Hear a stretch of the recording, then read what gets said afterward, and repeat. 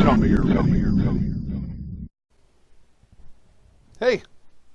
how's it going? Yeah, I just thought I'd do something different this week to say hello, everybody. Welcome to the show this week.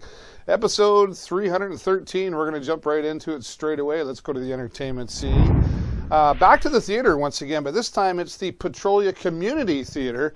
And if you're Canadian, you're really going to pay close attention and you're really going to understand Anne of Green Gables. That's a production being put on by the Petrolia Community Theatre, and director Richard Teskey is going to talk to us. Let's go out to the entertainment scene and talk Anne of Green Gables. The entertainment scene is brought to you by Blackwater Coffee Company. Visit them online at blackwatercoffee.ca. Well, some more theater. I say it every time. I love the theater, and you should be loving the theater too. And if you're Canadian, you're probably really going to appreciate what we're talking about here. Anne of Green Gables is going to be put on by the Petrolia Community Theatre, and director Richard Teskey. Thanks for being here, Richard. Great to be here. Yeah, absolutely. Why Anne of Green Gables? How did this choice come along? Well, Canada, 150 years. Lucy Maud Montgomery, one of our classic authors that really represents so much of that Canadiana that we think of when we think of Canada, and we think of our maritime and all of those great things. Many people have read the books and studied them in school, even if it wasn't by choice. But there was the television series for years and everything as well. And they've remounted the CBC's doing kind of the series. And anytime there's a bit of momentum with the storyline, it's nice to bring it to stage, because I think the community tends to look for a few more outlets as they enjoy some of their favorite characters and think, let's catch the next generation up, bring out the kids, and all of those kind of things. Absolutely. So, So how many people will be involved in this production? So we have a cast of 42. Of course, I tend to estimate 42 people backstage. For every person you see on stage, somebody somewhere, whether it's marketing or turning sets or turning on lights, we certainly have the support there. So we're probably looking at between 60 to 80 people, depending how you consider all of the contributions from sewing up a dress to selling a ticket, I guess. Yeah, so, absolutely. Yeah. I always ask the question to people involved, what kind of challenges are you coming across in this production? Any? Not too bad. This is a very quaint, sweet production, and so as long as we're honest with the story, we tend to be able to get away with a little bit more realness to it, if that makes some sense.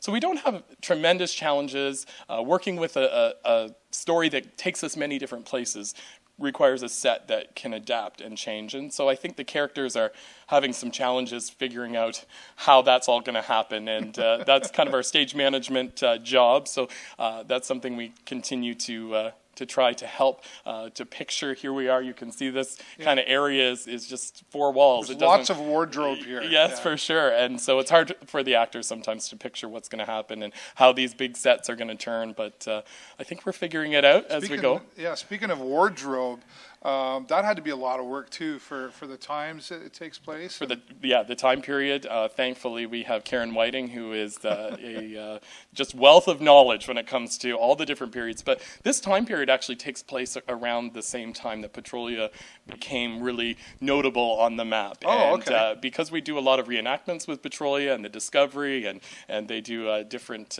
cemetery walks and all different types of things, that type of costuming has really been inventoried well here. So there was quite a bit that we could pull. But of course, Karen, if you know her, you'll find that she needs to be creating and building and having an excuse to make another dress. And so we still have lots of brand new pieces you're going to see on the stage this time. Wonderful. Well, we got to tell everybody, how do they get the tickets? When does it start? Where is it going to be? So tickets, you can go to Victoria, vpp.ca, I believe, and that you can use their box office. You can go directly to the box office here in town.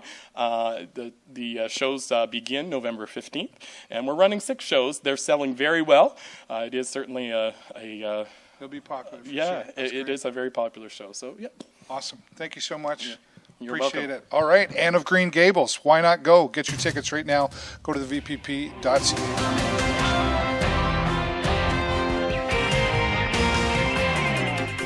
Yes, Anne of Green Gables, the Petrolia Community Theatre putting that on, and will take place starting November the 15th. Thanks, Richard Teskey, there for talking to us. They were working on some production and preparing some things there as we talked to Richard. And as he mentioned, get your tickets online at the vpp.ca or go to their box office at the Victoria Playhouse in Petrolia. Thank you so much, Richard, and we're looking forward. We're going to make sure we're there for Anne of Green Gables. Well, going out into the community and some entertainment, but the Southwestern International Film Festival is once again returning here to Sarnia, and our friend Ravi Srinivasan, who's the organizer for the event, is going to talk to us. Let's go out into the community and talk film festival. This community segment is proudly sponsored by Blue Water Power.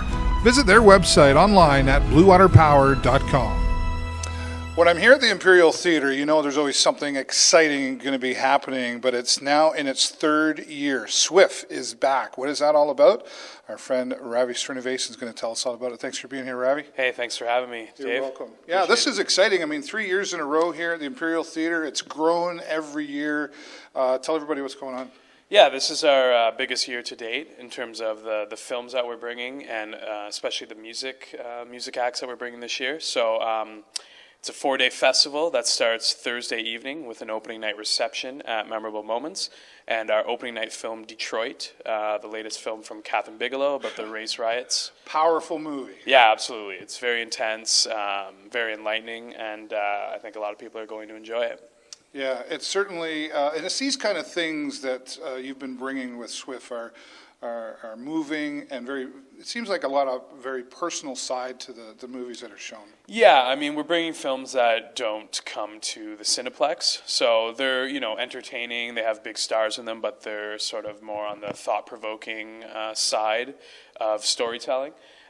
So we have 15 films in total that are coming. We have a shorts program, free VR, and a 2-night concert series. So you can see everything, the music, the films, the VR, the parties with an all-access pass here. Right.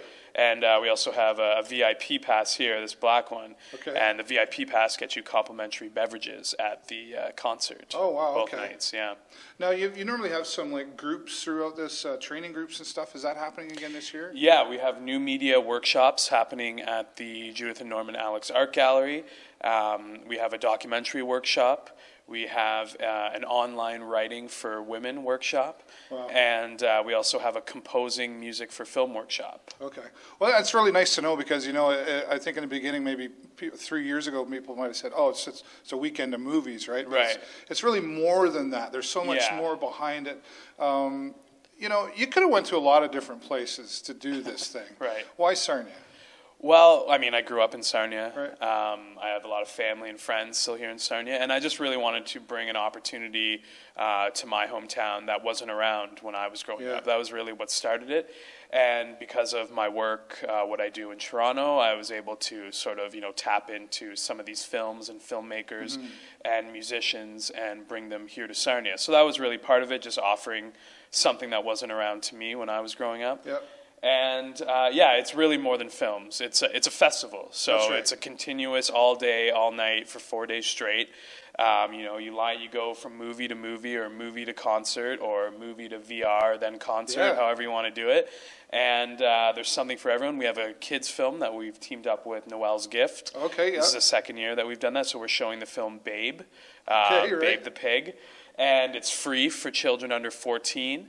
And it's a great, that's at 11 a.m. on Saturday, so it's great to, bring, the grandparents, the aunts and uncles, and all the family. kids. Yeah.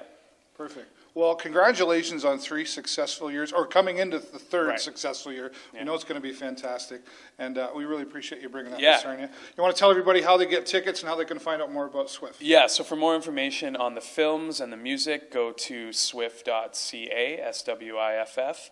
And for individual tickets and these all-access weekend passes, visit the Imperial Theatre box office by internet, phone, or in person. Yeah, perfect. Ravi, thank you so much once again. Thanks for being here. You need to get out and see swift.ca is where you're going to go and enjoy this SWIFT festival here at the Imperial Theatre coming up in November.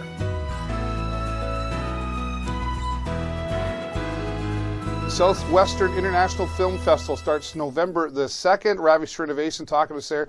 Nice to see you, Ravi. And thanks to Ravi for bringing this to our city. It's been very successful. And if you haven't been yet, you want to get your tickets and go online to the imperialtheatre.net to get your tickets, or just go down to the box office downtown here in Sarnia. The Southwestern International Film Festival. If you want to find out more, go to their website, swift.ca. Thanks, Ravi. All right, well, Danko Jones is coming back to town. He's there this weekend at the Station Music Hall. You can still get some tickets. If you want to find out about that, go to thestationmusichall.com. That's all the time I got for you this week. Have a great week and an even better weekend. I will see you next time right here on the show.